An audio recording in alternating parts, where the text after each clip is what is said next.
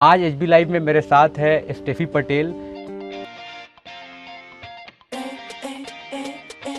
Steffi Patel जो miss tin international रह चुकी हैं और फेमिना मिस इंडिया में टॉप 5 आ चुकी हैं।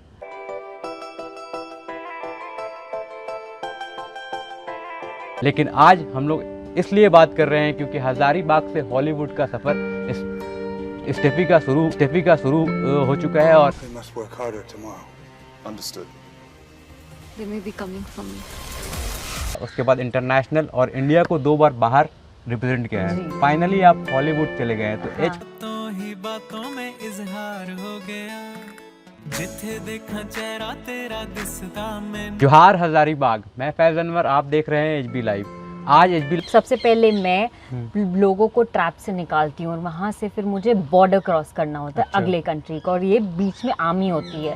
तो ये पूरा जर्नी जोड़ने पर है कि मैं मैं टेररिस्ट ग्रुप से हूँ या ऐसा कुछ है। फिर बाद में मैं उन्हें ट्रस्ट करवाती हूँ कि नहीं, मैंने इन लोगों को बचाया, मुझे बॉर्डर के उस पार जाना। तो पूरा जर्नी की कैसे बॉर्डर कैसे क्रॉस करती हूँ और वो मेरी सेफ्टी कैसे करते हैं। तो इट्स पूरा बॉम्ब लड़ाई, ये वो जैसे हम जैसे इंडियन में बॉर्डर। तो इस रोल के लिए कैसे ढाला आपने? जैसे अब इसमें तो लड़ाई झगड़ा वाली आर्मी वाली फिल्म बता रहे हैं आप, तो इसके लिए तो स्पेशल ट्रेनिंग चाहिए होगा। तो वो कैसे किया और क्या किया इसके लिए? हाँ, तो सिंस मतलब मैं से थी जो लोगों को बचाया था, तो मेरे फाइट सीक्वेंस जो ये सब चीज़ें कम थी एज कम्पेयर टू बाकी आर्मी। बट मुझे थोड़ा बिकॉज अब तक जो मैंने Tamil Telugu commercial film nice thriller, इसमें मतलब सेकंड्स में 5-6 बॉम्ब ब्लास्ट हो रहा है, इधर गन फायरिंग चल रही है, नाज़िर अजीज़ चीज़ें रियल थी ऑलमोस्ट। मुझे वो थोड़ा सेट पे काम होने, मतलब पहली बार ऐसा था, एक सीन था जिसमें से 3 जीप लगा हुआ था और फर्स्ट जीप ब्लास्ट होने वाला था, मेरी जीप जस्ट पीछे। आई वाज लाइक कि आप क्या रियल में ब्लास्ट करो सर, मैं नहीं कर पाऊंगी। बट सर वाज लाइक नहीं, उन्होंने एश्योर करवाया।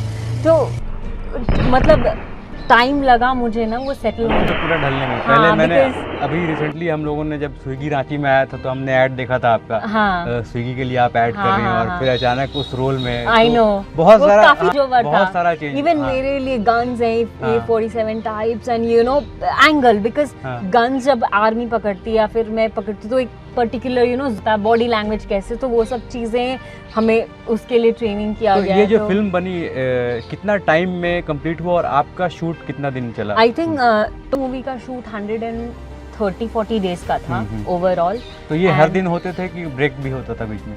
मतलब शूटिंग डेट्स था 100 के अराउंड। अच्छा, शूटिंग 100। और आप लोग को जब मिला वो मैं वहाँ पे 1 महीने के लिए थी। तो मेरा 1 महीने का 1 महीना में सारा शूट आपका वो लोग कंप्लीट हो गया मेरे सेक्शन का। हाँ, तो मेरा शूट ऑलमोस्ट एवरी बार था, कभी टाइमिंग्स ऊपर नीचे, कभी जल्दी कॉल टाइम। तो मुझे 3 बजे उठना होता था एंड 4 बजे सेट पे के लिए निकलना पड़ता था। तो ये हर दिन का प्रोसेस था वहाँ। और जो तेलुगु फिल्म आपकी जो नीनू तलची, वो अमेज़न प्राइम पे है पूरी। उसमें क्या था? उसमें जो चेंज था, वर्क स्टाइल था, वो तो लव स्टोरी थी। उसमें इसमें एटलीस्ट क्योंकि आर्मी फिल्म थी, तो आर्मी टीम थी, मैं थी, तो काफी सारा बैकग्राउंड चीज। तेलुगु फिल्म थी, वो लव स्टोरी थी, तो मतलब प्रॉपर लीड एक्टर और एक्ट्रेस पे बेस्ड थी। तो उसमें तो मेरा शूटिंग मतलब मुझे शायद मिनट का भी ब्रेक नहीं मिला होगा उस फिल्म में। हमने हैदराबाद, वाइजैक और आंध्रा ये सब जगह पे शूट किया, ऑलमोस्ट 50 डेज। तो थोड़ा सा पीछे जाते हैं, आपने महुआ में भी काम किया है, झारखंड की मूवी है। यहाँ पे एक लैंग्वेज है झारखंडी। उसके बाद नागपुरी बोला, फिर तेलुगु बोला, भी तमिल सीख रही हूँ और हॉलीवुड तो एंड बाकी लोग उधर चाइनीज बोल रहे थे, मैं इंग्लिश बोल रही थी, वो ट्रांसलेशन चल रहा था। सो मैं खुद को पूछ रही थी ये क्या चल रहा है, इतना ज्यादा चेंज। इतना जो ट्रांजिशन आता है कैसे कोप अप करते हैं, क्या तरीका अपनाते हैं? आई थिंक ऐसे देखा जाए तो बहुत डिफिकल्ट लगता है, बट जो एक पैशन आता है अंदर से फॉर एक्टिंग, और जब स्क्रिप्ट मिलता है अपना पूरा कैरेक्टर मिलता है, तो वो आ जाता है अपने आप से। डेफिनेटली तमिल तेलुगु से ज़्यादा डिफिकल्ट तो मुझे लगता है कोई और लैंग्वेज भी होगा। आई थिंक वो अब मैं बोल पा रही हूँ, बेसिक कन्वर्सेशन हो जाता है। तो आई थिंक ये पैशन ऑफ एक्टिंग है और डेडिकेशन टुवर्ड्स वर्क की हो जाता है। अगर वैसे देखें तो बहुत ज़्यादा डिफिकल्ट है कि कभी होगा ही नहीं। तो आइए हम लोग जानते हैं स्टेफी से जिस हॉलीवुड फिल्म के लिए इनका सिलेक्शन हुआ है, सिलेक्शन से पहले उन्होंने क्या तैयारी की और कितने लोग थे इस रोल के लिए। हर रोल के लिए कोई ना कोई तो लोग होता है, कोई ना कोई लाखों करोड़ों में लोग तो होते आपको हैं। कैसे फिट किया इस फिल्म के लिए और आपका सिलेक्शन कैसे हुआ, क्या चल रहा था? आई नो, सो अब लॉकडाउन से काफ़ी टाइम मिल गया राइट सबको सोचने का। तो जब मैं अब बैठ के अपना जर्नी देखती हूँ तो मैं हजारीबाग से हूँ, जो इंडिया का एक स्टेट है, वो भी झारखंड, जहाँ इंडस्ट्री के टुवर्ड्स उतना अपॉर्चुनिटी नहीं है। तो जब इसका सिलेक्शन चल रहा था एंड बाद में जब मुझे डायरेक्टर ने बताया तो इनको एक हॉलीवुड एक्ट्रेस चाहिए थी इस रोल के लिए, either of 1 countries including Thailand, America, south Korea, India, मतलब इतने कंट्रीज में से उनको सिर्फ कोई एक एक्ट्रेस चाहिए थी। एंड उनके पास आई थिंक लाखों में प्रोफाइल्स होंगी एंड इंडिया में से भी कुछ सिलेक्टेड प्रोफाइल्स थी। तो फ्रैंकली इंटरनली मुझे कोई भी उम्मीद नहीं थी कि अरे ये मतलब कि out of everyone in the world मेरा सिलेक्शन तो नहीं हो सकता। कैसे अप्रोच किया आपको? तो मेरा उन्होंने पूरा प्रोफाइल लिया, वर्क लिंक्स लिया, ऑडिशन लिया, एक्टिंग सारा एक्टिंग लिंक्स लिया। एंड आई थिंक वो पापा भी गए थे हमारे साथ, तो मैं तो नहीं पूछ सकती कि आपने मुझे कैसे लिया। पापा ने पूछा था उनको डायरेक्टर से जब हम वहाँ शूट कर रहे थे कि आउट ऑफ एवरीवन अपने मतलब स्टेफी को। तो उन्होंने बताया कि मैं और प्रोड्यूसर जब हम डिस्कस कर रहे थे और प्रोफाइल्स थी तो इंडिया से स्टेफी से ज़्यादा हाईली रिकमेंडेड प्रोफाइल्स थी। मतलब स्टेफी को उतना पुश भी नहीं किया गया था कि ये, बट हमने जब उसका प्रोफाइल देखा तो पता नहीं उसका आईज इतना स्ट्रॉन्ग है कि जब वो कुछ एक्टिंग या फिर कुछ डायलॉग बोलती है कि वो वी थॉट कि दिस इज़ परफेक्ट, और हमने उसको कास्ट कर लिया एंड फिर हम ट्रैवल गए और वहाँ शूट कर लिया। एंड फिर उन्होंने मुझे आके स्पेशली बोला कि एंड स्टेफी हम बहुत खुश हैं that we have casted you. मैंने बोला कि सर इससे ज़्यादा अच्छा कॉम्प्लीमेंट किसी एक्टर के लिए हो नहीं सकता कि डायरेक्टर बोले कि out of so many countries आपका सिलेक्शन हुआ है।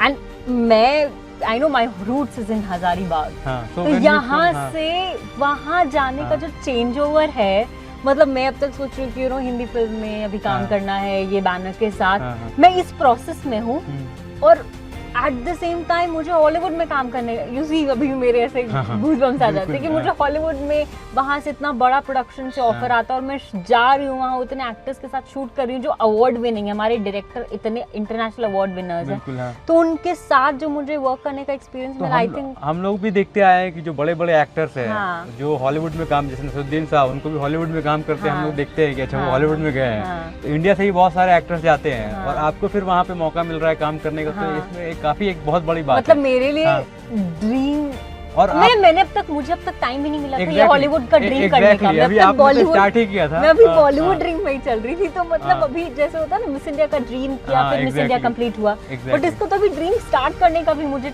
मौका नहीं मिला। तो आई थिंक इतने यंग एज में, तो मुझे क्या लगता है कि जो आपने बैकग्राउंड में इतना काम किया, आप 14 साल की उम्र से ही जब लगी हुई थी, तो अभी तो आपका 6 साल 7 साल उसमें हो गया करियर। हाँ, मतलब मैंने जब 19 की थी तब मैंने शुरू किया था, तो आई थिंक ऑलमोस्ट अभी 4 साल हुए हैं मुझे। बट मैंने उस बिना टाइम वेस्ट के इतना ज़्यादा काम किया है कि हर एक्सपीरियंस, क्योंकि इतना जो मैंने इंडिया में एड्स किया है, फिल्म्स किए हैं, इसका पूरा एक्सपीरियंस ही है जो मुझे वहाँ पर काम आया है। वरना फिर इतनी एक्सपीरियंस टीम के साथ आप एज अ फ्रेशर जाना, इट्स वेरी डिफिकल्ट। अभी भी आपका रिसेंटली एक ऐड आया है, कौन सा टीवीसी में करके, तो बहुत सारे अभी भी आई थिंक आईपीएल के बीच में मैंने, तो अभी ये लोग कैसे शूट करते हैं, मतलब भेज दूंगी तो बिल्कुल आप अपलोड कर दीजिएगा, वो मैं अपलोड कर दूंगा साथ में। और मैं एक चीज़ और जानना चाहता हूँ कि आप हॉलीवुड तक तो पहुँच गई, अभी क्या ड्रीम्स है, एम्बिशंस है आगे? एक होता है सब आदमी के अंदर कि आगे क्या करना है क्या नहीं करना है, तो वो एक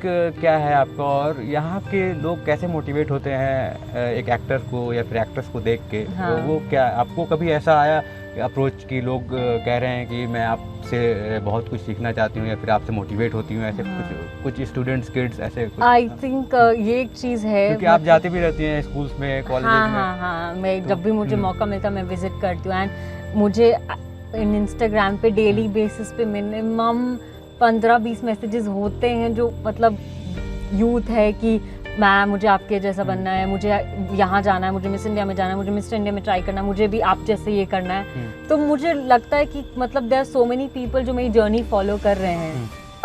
मुझे जब ये सब देखती हूँ तो मतलब पता चलता है कि काफ़ी यूथ है जो मुझे फॉलो कर रहे हैं, मुझे मेरी जर्नी फॉलो कर रहे हैं, उससे मुझे मेरे को और ज़्यादा मोटिवेशन मिलता है, यू नो, कि रुकना नहीं है। एंड मैं नहीं रुकती हूँ, ये कंप्लीट हुआ, दूसरा प्रोजेक्ट मतलब वो ज़ील ऑफ डूइंग मोर का कभी ख़त्म नहीं होना चाहिए। एंड आप अगर पूछे मतलब आगे और क्या, हाँ। तो डेफिनेटली मुझे अपना फर्दर लाइफ फिल्म्स को ही डेडिकेट करना है। फिल्म्स के थ्रू मैं जितने लोगों को इंस्पायर कर सकूं, अच्छे कंटेंट की फिल्म्स करना, इंक्लूडिंग यू नो तमिल में करूं, तेलुगु में करूं, हिंदी में करूं। एंड आई थिंक हिंदी में करने का ज़्यादा भी है बिकॉज मेरी जो ऑडियंस है वो हिंदी, बिल्कुल। तो अभी सब लोग मुझे यही कर रहे हैं कि मैम तमिल हो गया, तेलुगु, आप हिंदी में कब कर रहे हो। तो आई थिंक लव स्ट्रीट भी एक फिल्म है जो रिलीज़ होने वाली है, एक बार आई थिंक लॉकडाउन में सब अच्छा। सॉर्ट आउट हो जाए तो भी इसका भी थिएट्रिकल वो रिलीज है, हिंदी- वो हिंदी है। अच्छा। उसमें राजपाल यादव सर हैं एंड ऑल भी कुछ फिल्म बड़े आर्टिस्ट हैं जो मेनली उसका डेब्यू है।